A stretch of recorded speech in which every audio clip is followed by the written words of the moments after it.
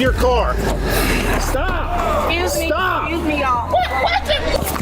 Out of the car. Okay. You're under arrest. She said she couldn't take a taxi to work, so instead, she drove her car through a crowd of people and took a ride to jail. Let's break down how being late turned into a felony for this woman.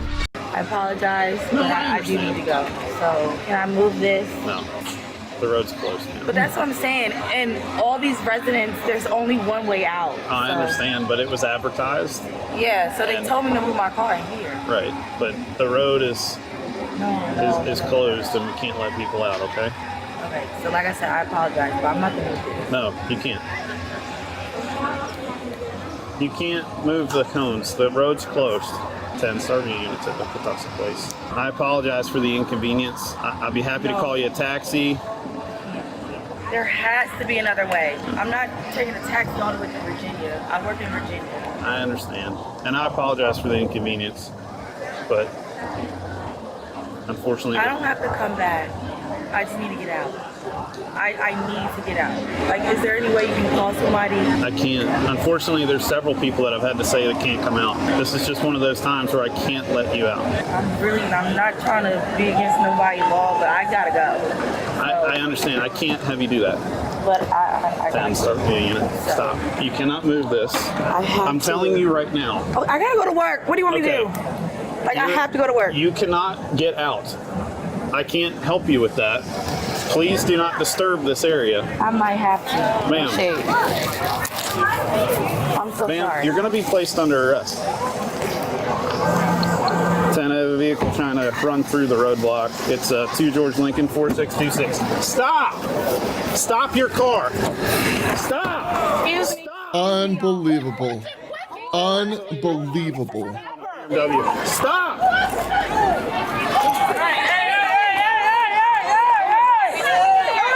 God, how dangerous. We're at 6 now. Stop! Stop! Get out of the car. Get out of the Oh, you're going to jail. out of the car. You're under arrest. Okay,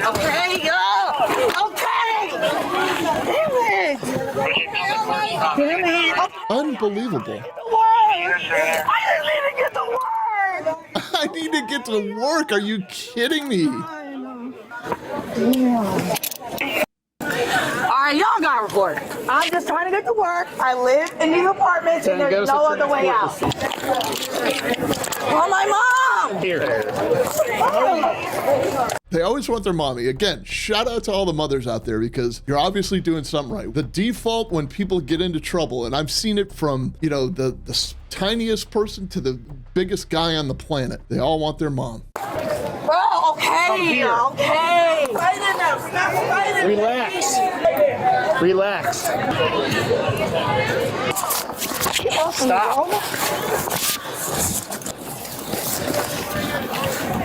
10 to Adam 5, secure that vehicle. Move your arm!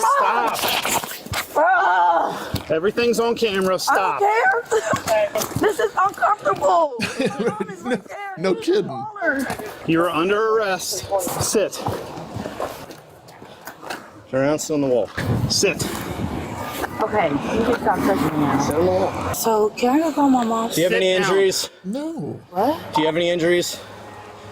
No. Okay. Stop.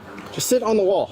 I just need to go to fucking work. Like, that's Well, you're under arrest, so stop. Bro, where's my phone? Just call my mom. Oh, so you can get my girl, right? So let me go. Let me go. Let me go. I'm just trying to go to work, bro. Stop.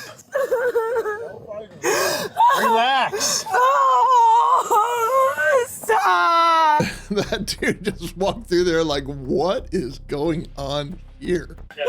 Stop. Oh, I'm just trying to go to work. I'm literally, all I'm trying to do is go to work. Leave it right there. Right there, that's good. Are you gonna stop and sit? I'm trying. Sit. You may sit. You may not stand up. You may sit. Look, I realize she's trying to go to work. I've worked in these situations before where the residents around a parade or a marathon, they can't get out. They're never really happy about it. What do you want me to do?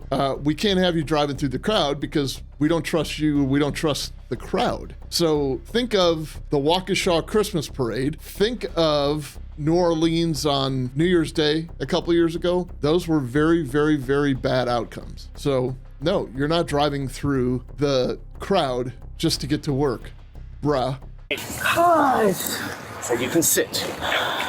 Is there a key fob? I don't know. And somebody's live on her phone, like FaceTiming right now, so I just turned the phone over. Where's the phone? On the other seat, sir. Okay. Looks like the mother. I got the phone. I'm just getting her ID too. Wasn't gonna hit nobody. You almost hit 25 people coming out of the Almost didn't hit. All you had to do was listen to me, and you could have left. Instead, you bumped me with your car and then drove down the street and almost hit 16, 15 people. Yikes. What is wrong with you? I'm trying to get to work. Okay, we said you couldn't drive. You could have taken an Uber, but no, you wanted to drive your car out in the middle of the street. And I told you my circumstances, so. Your circumstances don't justify your behavior. Is it a key fob or what? Yeah, it'd be a key fob for this push to start. Let's turn that off. I don't see what I did wrong, but. I don't see what I did wrong. Okay, all right. Can you take me out these cuffs? They're uncomfortable. You're under arrest. You're going No. Hey, stop touching me. Just get off me then. Just stop Then touching sit me. and stop Okay, trying to get get off off. of I'm me. not getting off of you. You know what else is uncomfortable? Your bumper and hot radiator on that sergeant's knees. That's uncomfortable. I'm not about to do nothing. Based on your behavior, I don't trust the words coming out of your mouth. Gosh. All right. Stop doing it. Damn. As more officers arrive on scene, one of them brings new information about the incident possibly being premeditated. This is a planned thing. Her male counterpart asked if she could get out. Officer Kadiri gave them an option that he would escort them. That was like over an hour ago. Get them out of 7th Street. They didn't come out to do it at that time. She just did all this, so. So you guys have prior interaction? Not with her. The male half. I don't know if it's boyfriend, husband. She was offered. To me 2.5 hours ago. All right, now can you call my mom? No, you're an adult. How old are you? It's not about the age, it's about where she's at. She's right there. What's the date of birth here? 96. Okay. Yeah, you're an adult. I never said I wasn't. I'm just saying she's right there. Like literally right there. Okay. You're an adult. Okay. Stay there. Don't pull away. Don't pull away. We don't need any more of this. You're fine. Just be gentle. Like, that's all I'm asking. Gentle with your BMW? Leave you in charge. I'll be back. They're going to call in an evening unit to transport. Hey, since you dealt with boyfriend earlier about the situation, you mind doing a yeah, just give me kind of the rundown on what that was this morning. Yeah, so basically, I guess he went up to Wagner. He asked him, could he get out? And that was at 7th and Main? Right, and Wagner said no. So he came up to me. Basically, he was just like, hey, my girl got to go to work. How can we get out? And stuff. So I was like, hey. Should have paid attention. Yeah, exactly. So I was just like, hey, I'll go talk to the officer.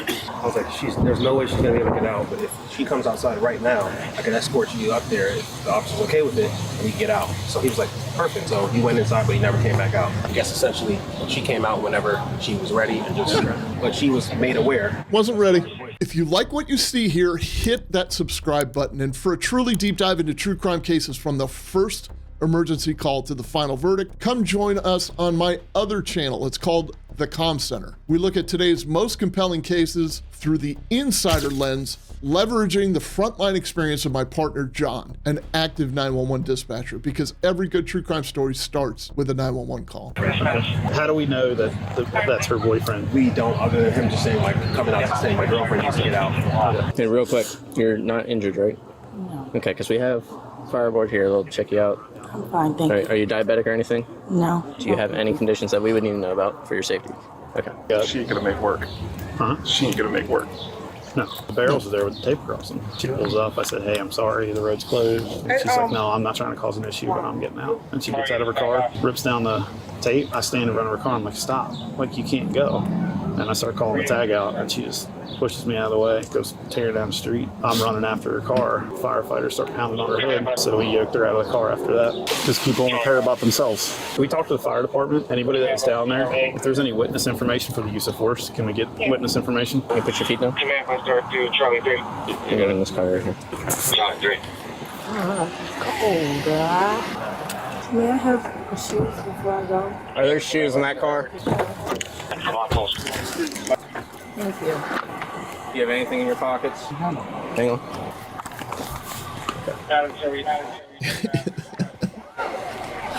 Should have thought about your shoes. You should have just walked in those shoes. So let's recap. The road was closed. It was advertised. She was offered a taxi. She was offered an escort. She was given every chance to leave the right way hours before this. Instead, she tore down the tape. She bumped an officer with her car, and she drove through a crowd that almost became 15 victims. She walked away with second-degree assault, 2 counts of resisting, reckless endangerment, and a few other charges. The judge denied her bond and called it exactly what it was: extremely dangerous. So the lesson: your emergency doesn't get to become everybody else's. The second a car enters a crowd, frustration stops being the story, tragedy becomes the risk. Click here if you want to watch a drunk girl talk her way into handcuffs.